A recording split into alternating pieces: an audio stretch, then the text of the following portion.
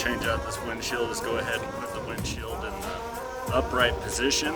So we have two plastic rivets on the back side here, and the way to get those out is to take a small screwdriver or Allen wrench and just push the button in on each one of these. That's going to go ahead and release it. From there, we can kind of wiggle the outside and try and pull it off here very gently, and then the rivet will actually pop out, allowing us to then remove the rest of this piece here by sliding it down and then out. Do the same thing on this side.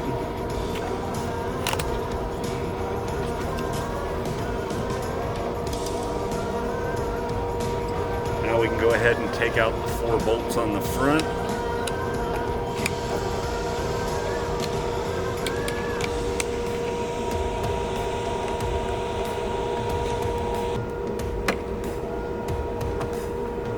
Now to put this back on, we want to go ahead and put the windshield in the down position here. That's going to bring the brackets kind of in line. As they go up, they tend to want to move out, and the top holes will want to not line up as easily.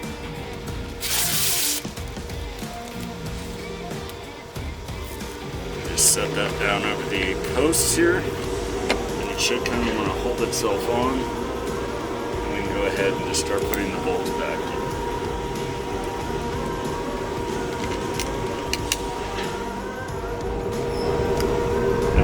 Shield back in the up position.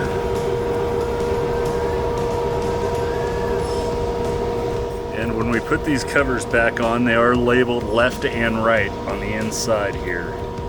So we want to make sure we get them back on the right side or left side.